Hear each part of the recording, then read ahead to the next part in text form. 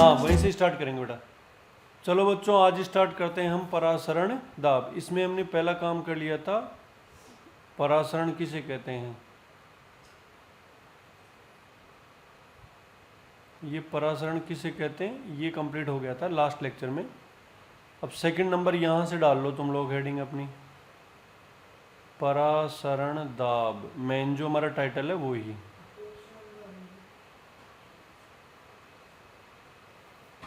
आज हम डिफाइन करेंगे परासरण दाब क्या होता है। हेडिंग डाल लो और इसको समझते हैं बेटा, बढ़िया से समझने की कोशिश करो कि ये गैस का दाब होता है वैसा ही दाब है या कोई और दाब है। इस बात को मान लो हमने यहाँ बीच में लगा रखी है SPM, करेक्ट, और एक तरफ हमने ले रखा है विलायक, ये है विलायक।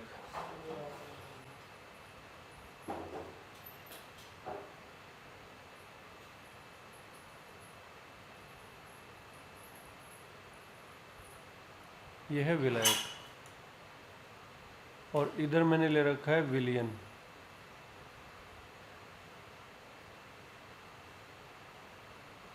ये हमने ले रखा है इधर विलियन, करेक्ट। अब मुझे बताओ कौन किधर जाएगा। विलायक विलायक की तरफ से विलियन की तरफ जाएगा, इसमें तो कोई डाउट ही नहीं है। तो इस परासरण को रोकने के लिए हमें यहाँ दाब लगाना पड़ेगा। परासरण को रोकने के लिए मान लो ये बाहर से ऊपर ये पिस्टन लगा हुआ है और ये यहाँ ऐसा जुगाड़ बना हुआ है, ठीक है। ऐसा जुगाड़ मैंने बना रखा है। अब देखो ये जो विलियन है, ये जो विलियन है ये किसको खींच रहा है, विलायक को खींच रहा है ये अपनी तरफ। अब इसके कितनी ताकत से खींच रहा है ये, दोबारा बात करता हूँ मैं, विलियन विलायक को कितनी ताकत से खींच रहा है, क्या हम इसका पता लगा सकते हैं? कोई जुगाड़ हमारे पास होता है? विलियन से बातें कर सकते हो तुम, पूछ सकते हो कि कितनी ताकत से खींच रहा है? नहीं पूछ सकते, फिर भी हम पता लगा लेंगे। जैसे कोई विद्यार्थी किसी चीज़ को खींच रहा है और वो हमें बता नहीं रहा है कि मैं कितने न्यूटन फोर्स लगा रहा हूँ, तो हम क्या करेंगे? क्या हम खुद के फोर्स से उसका फोर्स पता लगा सकते हैं? बिल्कुल लगा सकते हैं। अपोजिट डायरेक्शन में फोर्स लगाओ ऐसे, जैसे मान लो इस ब्लॉक को अपने को खींचना है, एक विद्यार्थी इस ब्लॉक को खींच रहा है इधर, है ना। हमें नहीं पता ये कितनी ताकत लगा रहा है। हमने इससे पूछा बता भाई कितनी ताकत से खींच रहा है, तो वो नहीं बताएगा, हम कहेंगे कोई बात नहीं मत बताओ, हम इसके जस्ट अपोजिट फोर्स लगाएंगे इधर ये। तो मैं इस फोर्स को पहले 1 न्यूटन लगाता हूँ, पता चला कि इधर ही जा रहा है, फिर मैंने और बढ़ाया 2, अभी भी इधर ही जा रहा है, 3 किया तो इधर आने लग गया, तो मुझे पता लग रहा है कि उसकी जो ताकत है वो 2 से ज़्यादा और 3 से कम है। तो जैसे मैंने मान लो 2.5 न्यूटन फोर्स लगाया और ये ना तो इधर जा रहा है और ना इधर, कहीं पे भी नहीं जा रहा है, इसका मतलब क्या हुआ? बताओ वो विद्यार्थी कितनी ताकत लगा रहा था, कितना फोर्स लगा रहा था? 2.5। तो ये जुगाड़ क्या है? क्या उसने बताया क्या मैं 2.5 न्यूटन फोर्स लगा रहा हूँ? उसने नहीं बताया, लेकिन हमने पता कर लिया। बिल्कुल सेम लॉजिक है।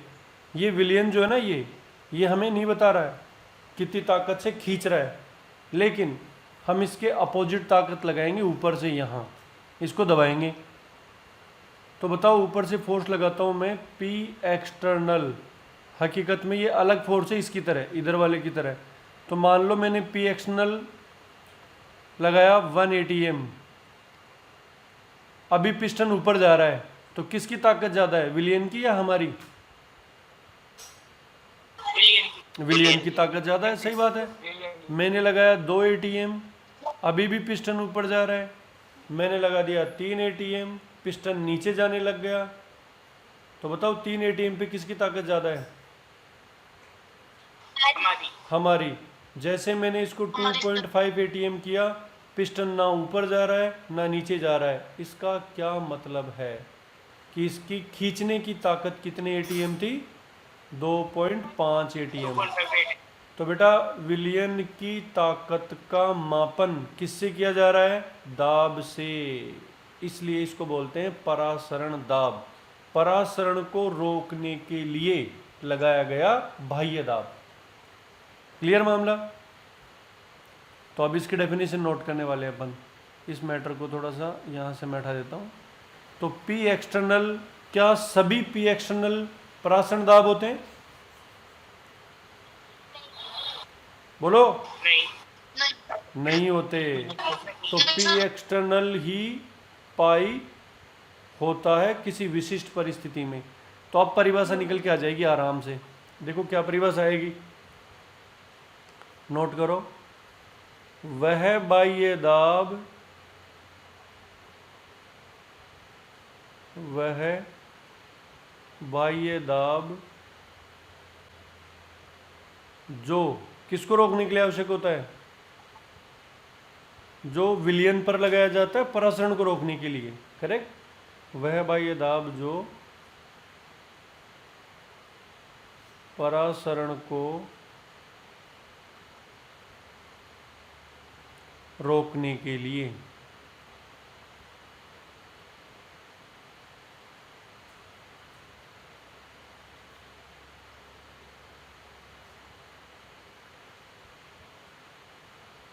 विलयन पर लगाया जाता है, परासरण दाब कहलाता है। एक्चुअल में ये ज्ञात करने का तरीका है। एक्चुअल में तो ये खींचने की ताकत होती है। अभी नीचे और लिख देंगे इसको, परासरण दाब कहते हैं। वह बाह्य दाब जो परासरण को रोकने के लिए विलयन पर लगाया जाता है परासरण दाब कहलाता है। बताओ ये किसकी ताकत का मापन है? अगर विलयन की ताकत ज़्यादा होगी तो हमें ताकत बाहर से ज़्यादा लगानी पड़ेगी, कम लगानी पड़ेगी? ज़्यादा लगानी पड़ेगी। इसका मतलब सीधा सा है कि परासरण दाब ताकत का मापन ही है और कुछ भी नहीं है। तो परासरण दाब विलयन द्वारा विलायक को खींचने की सामर्थ्य का मापन होता है।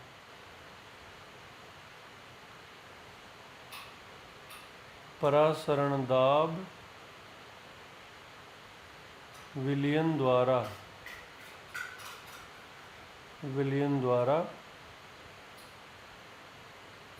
एसपीएम से खींचेगा। ध्यान रखना ये एसपीएम लगेगी तो ही होगा। ये एसपीएम से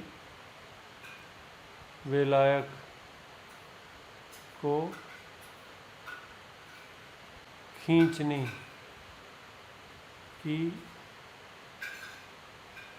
सामर्थ्य का मापन होता है। सामर्थ्य का मापन होता है। करेक्ट। इसका मतलब जिसकी ताकत ज़्यादा है वो ज़्यादा खींचेगा, दैट्स इट। पाई ज़्यादा है तो। अब इस बात को अपन थोड़ा सा और ले लेते हैं यहाँ पे और समझ लेते हैं इस बात को। देखो मान लो 2 विलयन हो तो फिर क्या होगा? दोनों तरफ ही विलयन हो। माना 2 विलयन हैं जो एसपीएम से पृथक्कृत हैं। यहाँ तुम लोग मुझे आराम से बता देना जो कॉन्सेप्ट हमने पढ़ा है। ये एसपीएम लगा दी, ये सॉल्यूशन फर्स्ट,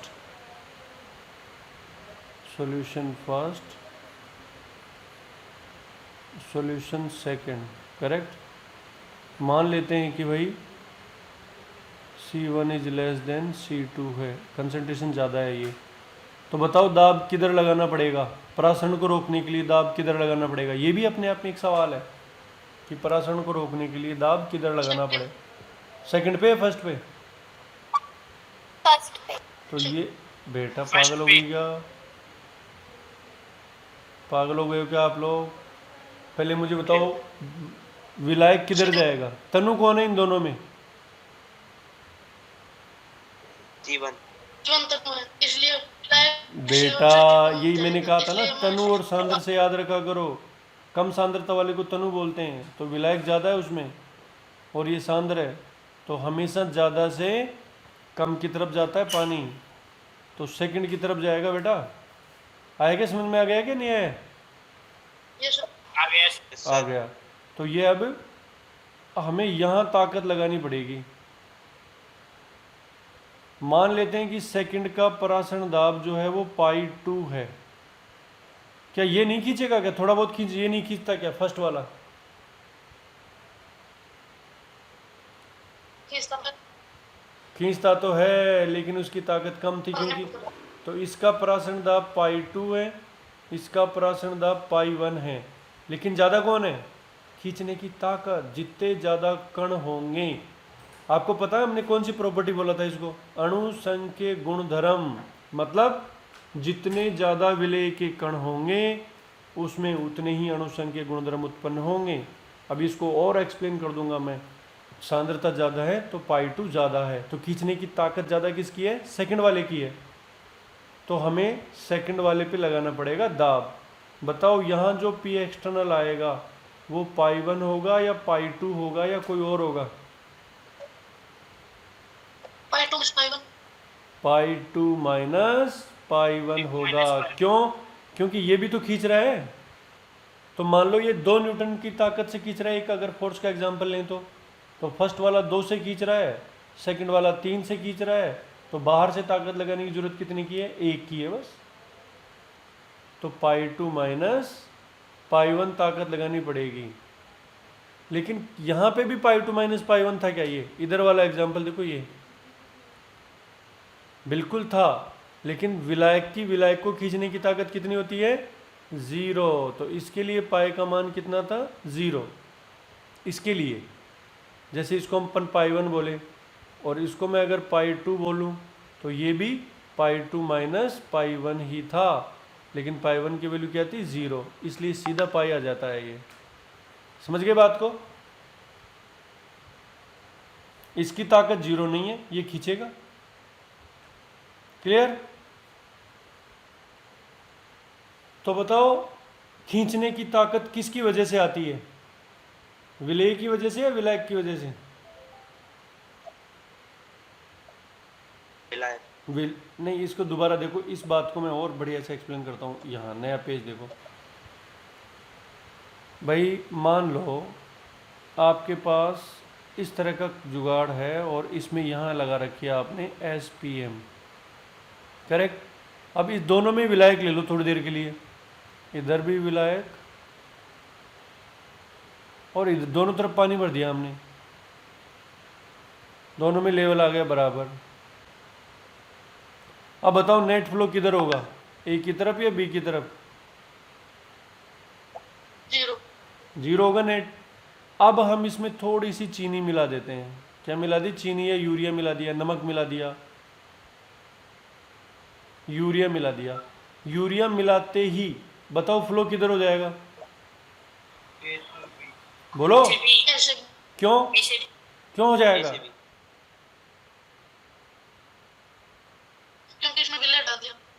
तो अब ये क्या बन गया? सांद्र, मतलब विलियन बन गया। बिल्कुल सही बात है, ये बन गया विलियन। तो मुझे एक बात बताओ कि पहले तो फ्लो नहीं हो रहा था, विलेय मिलाने से ही तो फ्लो हुआ। फ्लो का कारण ये है, पहले इसके अंदर ताकत थी क्या खींचने की? बी में नहीं सर। लेकिन जैसे मैंने नहीं यूरिया सर, मिलाया, नहीं। जैसे मैंने इसमें यूरिया मिलाया, एक स्पेशल ताकत जनरेट हो गई, एक स्पेशल पावर इसमें उत्पन्न हो गई। कौन सी पावर? हमें मारा पीटी करने की या विलायक को खींचने की? विलायक को खींचने की। गुड। तो इसके अंदर विलायक को खींचने की ताकत उत्पन्न हो जाती है। क्यों? उसको उत्पन्न करने के पीछे कारण क्या है? कारण है विलेय। अब समझ में आ गया? मैंने पूछा था ना बेटा कि क्यों ये ताकत कहाँ से आई? तो बताओ जितना ज़्यादा विलेय डालेंगे खींचने की ताकत उतनी ही ज़्यादा हो जाएगी और बाहर से आपको ताकत उतनी ही ज़्यादा लगानी पड़ेगी। Is that clear? बताओ फटाफट मुझे। तो स्पष्ट है कि यस सर। स्पष्ट है कि पाई जो उत्पन्न होगा, यहाँ जो दाब उत्पन्न हो रहा है ये पाई है, और ये बाहर वाला हमेशा पाई नहीं होता है। ये तो जब परासरण को रोकने के लिए चाहिए होता है, वो पाई तो इसके अंदर है, जो खींचने की ताकत है उसको पाई बोलते हैं। समझ गए क्या? तो pi is directly proportional to, बताओ क्या होना चाहिए? सांद्रता। जितना ज़्यादा यूरिया मिलाएंगे सांद्रता बढ़ेगी घटेगी? बढ़ेगी। बढ़ेगी। और इसकी खींचने की ताकत भी बढ़ेगी। तो ये सांद्रता के समानुपाती होता है। और बताओ ताप ज़्यादा करें तो जल तेज दौड़ेगा धीरे दौड़ेगा? तेज।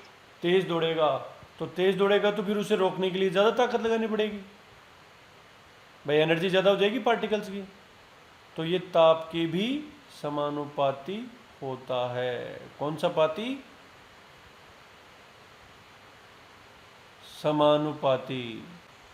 तो pi is directly proportional to C and T. तो क्या फॉर्मूला आ जाएगा? Pi equals to some constant, और सम कांस्टेंट को अपन सॉल्यूशन कांस्टेंट एस भी बोल देते हैं, कई बार आर भी बोल देते हैं। तो pi is equals to C R T. ये एक जनरल फॉर्मूला निकल के आ गया। इसको आर क्यों बोल रहे हैं? देखो यहाँ देखो आर क्यों बोल रहे हैं बेटा इसको। क्या तुम लोगों ने P V is equals to n R T का नाम सुना है?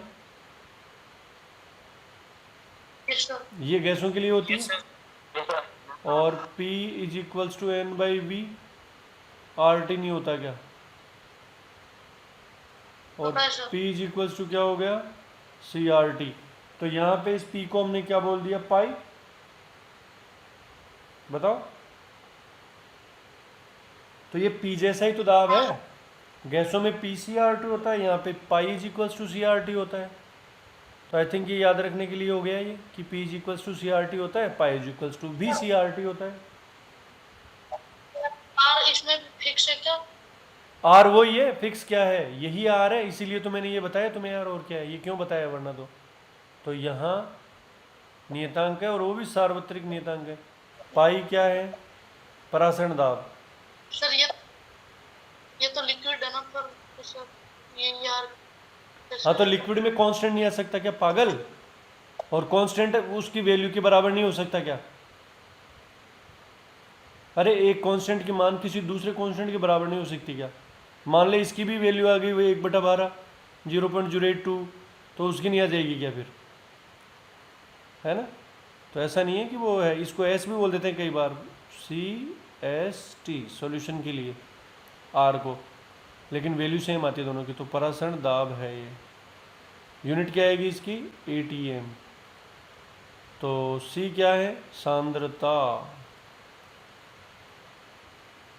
इसकी यूनिट क्या आएगी? मोल पर लीटर। ये फिक्स है भैया, ध्यान रखना है ये। टी क्या है? टेम्परेचर।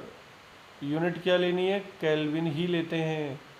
अब कौन बच गया? आर। ये वही है आदर्श गैस नियतांक जैसे, इसको सॉल्यूशन नियतांक बोल देते हैं। वैल्यू वही आएगी इसकी 0.0821 लीटर एटीएम पर केल्विन पर मोल। That's it. ये वाला फॉर्मूला इस तरह से अपन यूज़ करेंगे। तो ये याद हो जाना चाहिए, pi is equals to C R T होता है। करेक्ट? चलो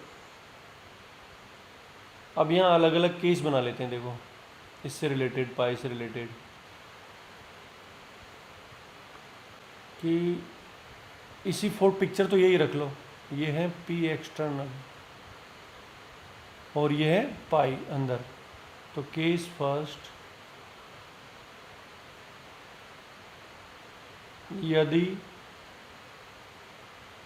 P external is less than pi, pi से कम हो, तो बताओ परासरण होगा या नहीं होगा? होगा सर। परासरण होगा। गुड। और केस सेकंड, यदि पी एक्सटर्नल पाई के बराबर हो जाए तो कुछ नहीं होगा। परासरण नहीं होगा। और केस थर्ड, क्या हम ज़्यादा दाब नहीं लगा सकते क्या? कर सकते हैं। अरे भाई हमारी मर्जी, लगा हम तो सकते उसकी हैं, वो ताकत से उल्टा ज़्यादा चला। हो तो परासरण उल्टी दिशा में होगा कि नहीं होगा? बताओ। परासरण विपरीत दिशा में होगा, इसको बोलते हैं रिवर्स ऑस्मोसिस। क्या बोलते हैं? Reverse osmosis. आरओ का नाम सुना है? आरओ, पानी को शुद्ध करने वाला आता है आरओ। Yes sir.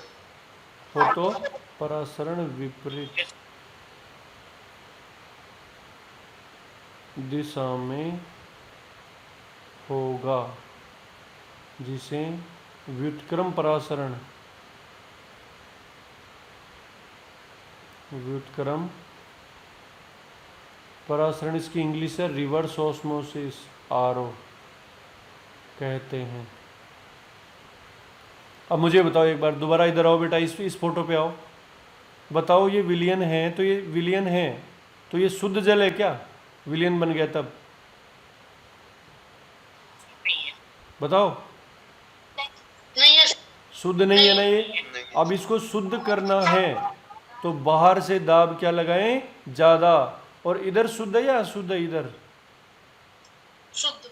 तो ये किसकी तरफ निकल के जाएगा अगर दाब ज़्यादा लगाएंगे तो? अशुद्ध में से, अशुद्ध में से केवल जल ही तो जाएगा।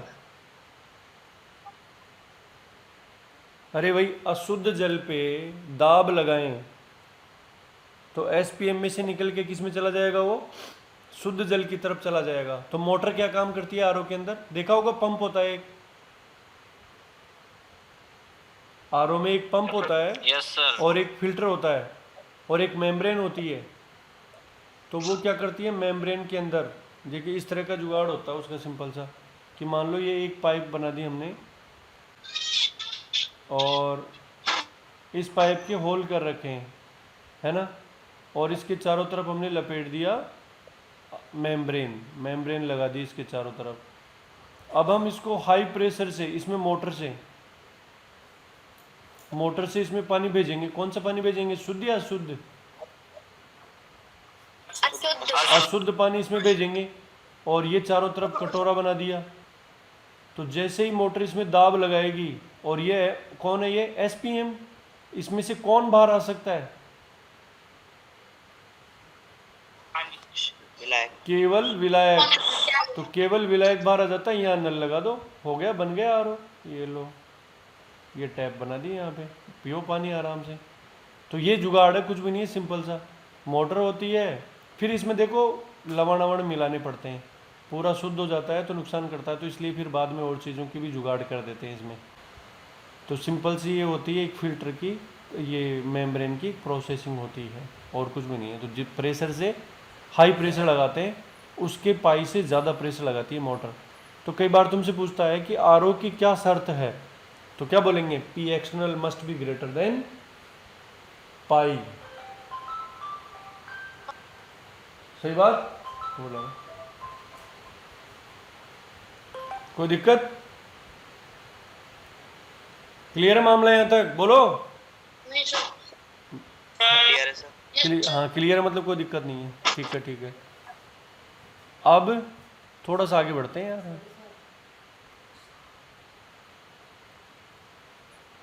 अब अपन बात करते हैं, दो विलयनों की तुलना करते हैं, समपरासरी और अतिपरासरी विलयन। नेक्स्ट हेडिंग डालते हैं।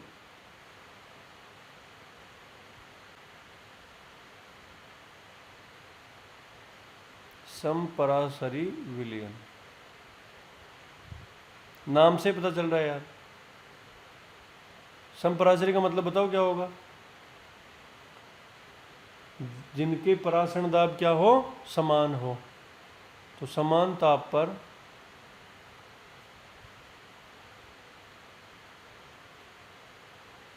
वे विलयन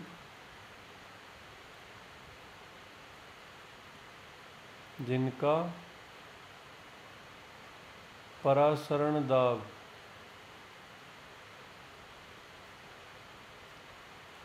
समान होता है, समपरासरी कहलाते हैं।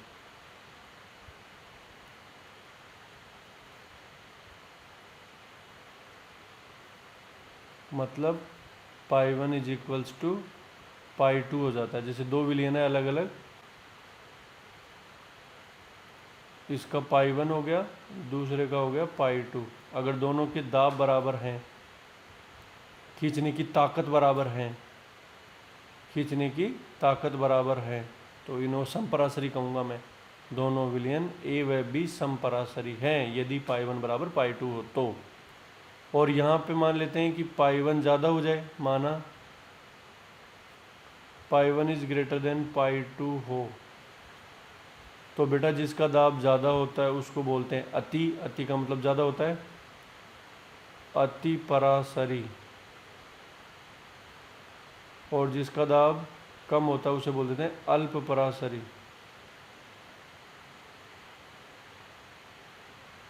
अल्प परासरी विलियन। इस तरह से हम आराम से तीन शब्द ले लिए हमने।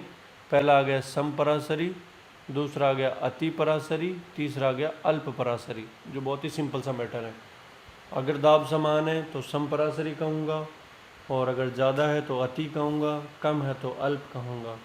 यही सिंपल सा मैटर है। This is all about for osmotic pressure. परासरण दाब से संबंधित मामला कंप्लीट हो जाता है। अब इसमें कुछ गड़बड़ियाँ आती है। इसमें नहीं, सभी अणुसंख्यक गुणधर्मों में कुछ ना कुछ लफड़े होते हैं, घपले होते हैं। उन क्या घपले हो सकते हैं पहले तो मैं आपको वो बताता हूँ, फिर उन घपलों को आइडेंटिफाई करना पड़ेगा और फिर रिमूव करना पड़ेगा। तो वॉन्ट हाफ साइंटिस्ट था, तो वॉन्ट हाफ जी ने इस समस्या को सीरियसली लिया और हमारी समस्या का समाधान किया। पहले यही पता नहीं होता बच्चों को कि समस्या क्या है और समाधान पढ़ने लग जाते हैं। तो पहले हम समस्या की पहचान करते हैं कि दिक्कत क्या होती है। दिक्कत होती है, यहाँ देखो, उस दिक्कत को पहले महसूस करते हैं बच्चों। मान लो ये 1 विलियन हमने बनाया, ये 1 विलियन हमने बनाया और इसकी मोलरता है 2m। किसका है ये? यूरिया विलियन। करेक्ट। अब तुमसे कोई कहे और मान लो ये ताप T पर है कि इस विलियन का परासरण दाब ज्ञात करो, तो पाई इज इक्वल्स टू बताओ क्या आएगा? C सांद्रता कितनी है? 2 R और टेम्परेचर T। 2RT हो गया कि नहीं हो गया बताओ? मान लो इसकी वैल्यू आ गई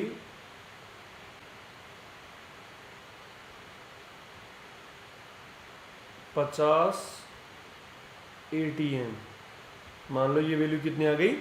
50 ATM आ गई। ठीक बात। अब बताओ ये जो 50 आया है वो सैद्धांतिक है या प्रायोगिक है?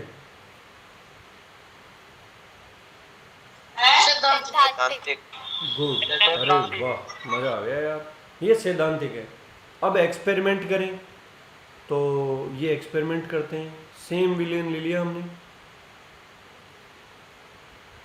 ये सेम विलियन इसमें भरो और यहाँ से हमें नहीं, विलियन इस आगे वाले में भरना पड़ेगा। एक तरफ विलायक लेना पड़ेगा, जिसका पाई ज्ञात करना है ना अपने को, उसको आगे ले लेंगे बेटा।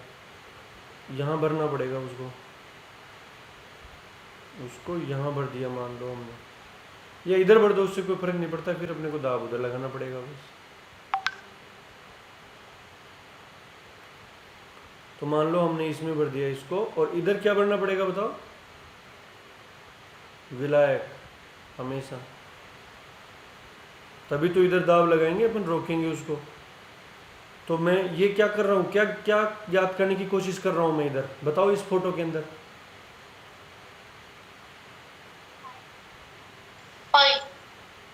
पाई। सैद्धांतिक रूप से या प्रायोगिक रूप से?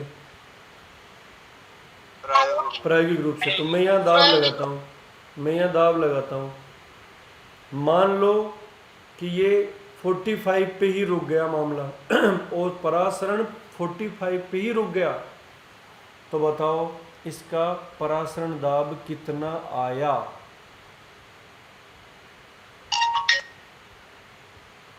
बोलो 45। और कितना आना चाहिए था? 50 तो बताओ घपला हो गया कि नहीं हो गया?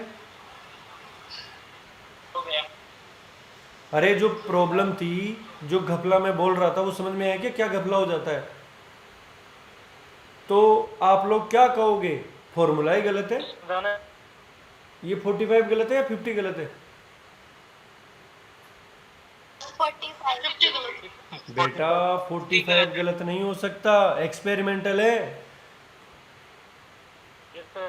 तो किसको गलत बोलोगे?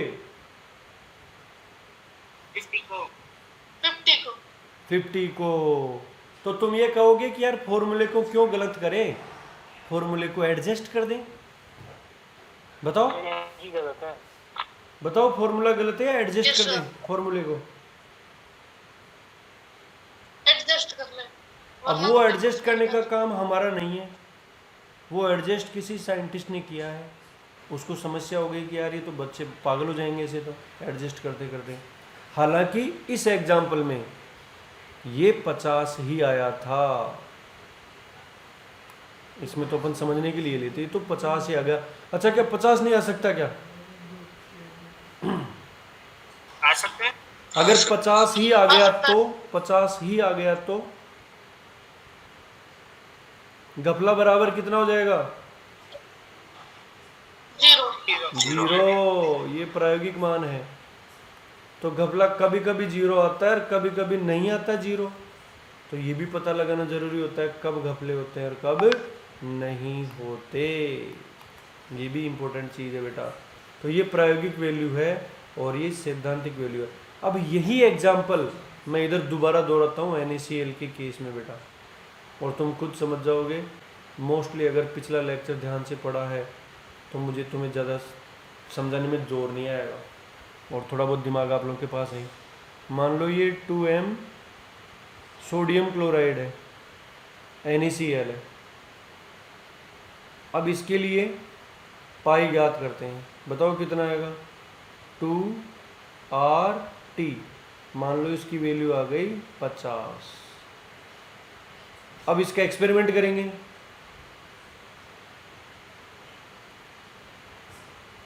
यहां से इसको इसमें पटका और यहां विलायक ले लिया।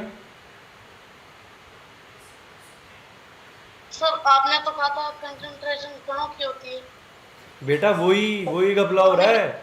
अभी देखना, रुक जा, देख तू रुक जा, थोड़ा जल्दीबाजी मत कर। तेरे को याद है वो बात, बहुत अच्छी बात है। उसी बात को महसूस करेंगे अपन यहाँ पे। वहाँ तो कहा था, लेकिन तुम लोगों ने क्वेश्चन नहीं उठाया कि कणों की क्यों लेते हैं। अब पता चलेगा कणों की क्यों लेते हैं, है ना? तो पहले मुझे बताओ, यहाँ जो पी एक्सटर्नल हमें लगाना पड़ेगा ना ऑस्मोसिस को रोकने के लिए, ये पी एक्सटर्नल 50 तो नहीं आता, ये तय है। इवन अच्छा बताओ कितना आना चाहिए ये? वैसे अगर तुम सोच रहे थे ना कणों के लेते हैं, एक्चुअल में ये आता है 100 ATM। कितना आया? 100। अब तुम्हें पता लगा घपला कहाँ हो गया था? तो आना चाहिए। है घपला यहाँ है, घपला यहाँ है। ये जो NaCl है वो टूट के डबल हो गया। तो NaCl की सांद्रता लेते हैं तो मामला गलत आता है, और कणों की सांद्रता लेते हैं तो सही आ जाता है। लेकिन इसमें फिर दिक्कत होती है। मान लो NaCl 50% ही टूटे तो तुम तो लेते थे कणों की, लेकिन वो जो कणों वाली बात है ना, वो हमेशा तुम्हारे गलत हो जाएगी। मतलब कोई ना कोई साइंटिफिक जुगाड़ चाहिए हमें। अगर 50% टूटता है तो, या इसकी जगह कोई आंशिक वियोजित होने वाला आ गया तो फिर दिक्कतें हो जाती है बेटा। इसलिए मुझे एक मैथमेटिकल फॉर्मूले की ज़रूरत है, मुझे कुछ वैज्ञानिक पद्धति की ज़रूरत पड़ती है। साइंटिस्टों के, जो लोगों ने बताया है, महान वैज्ञानिकों ने, उनकी बातें करनी पड़ेगी। आप इसमें तो सीधे 2 को 4 रख के 100 ले आओगे, लेकिन दूसरे में नहीं ला सकते हो। तो मैं अब क्या बोलूँगा कि कभी कभी अणुसंख्यक गुणधर्मों के सैद्धांतिक मान, वास्तविक मान, इसमें से वास्तविक कौन सा है? 100 ATM। हाँ, वास्तविक यही है भैया, जो एक्सपेरिमेंट से आएगा वो है और ये सैद्धांतिक है, ये तो केवल पेपर पे है कि इतना होना चाहिए। अगर इतना हो जाए तो अच्छी बात है, और नहीं हो तो भी अच्छी बात है, हम तो एडजस्ट करना जानते ही हैं। तो अच्छा, फिर कैसे गणित में कैसे सही करते हैं चीज़ों को? देखो यहाँ मैं ये कर रहा हूँ पाई थ्योरेटिकल, और ये कर रहा हूँ पाई एक्सपेरिमेंटल। ये वैल्यू कितनी आ रही थी? 100। ये वैल्यू कितनी आ रही थी? 50। तो ये जो पाई का जो फॉर्मूला है एक्चुअल में CRT, इसको सही करने के लिए मैं किसी चीज़ से गुणा नहीं कर सकता क्या? अब बताओ ये फॉर्मूला सदा सत्य हो जाएगा कि नहीं हो जाएगा? Yes sir. जैसे ये फॉर्मूला गलत था, कौन सा वाला formula? Pi is equals to ये सब हो जाएगा। CRT, ये सदा सत्य नहीं है, जैसे इसमें नहीं था। लेकिन किसी कारक से गुणा कर दो x से, अब ये सब के लिए लागू हो जाएगा। x का वैल्यू यहाँ कितना रखना पड़ेगा? इस एग्जांपल में 2 रख दो। तो जब मैं 2 रखूंगा तो मुझे कणों पे दिमाग लगाने की जरूरत नहीं है। वो सब कण वण किस में छुपे हुए हैं? इस x में छुपे हुए हैं। कि यहाँ 2 आएगा कि 3 आएगा कि 1 आएगा? तो बताओ यूरिया के केस में x का मान कितना आया? 1 आया, क्योंकि वो 50 बराबर 50 था। एक है सर। थोड़ा मामला समझ में आया क्या है? Yes sir. और ये x क्या है? एक तरीके से कारक, जानते हो कारक, फैक्टर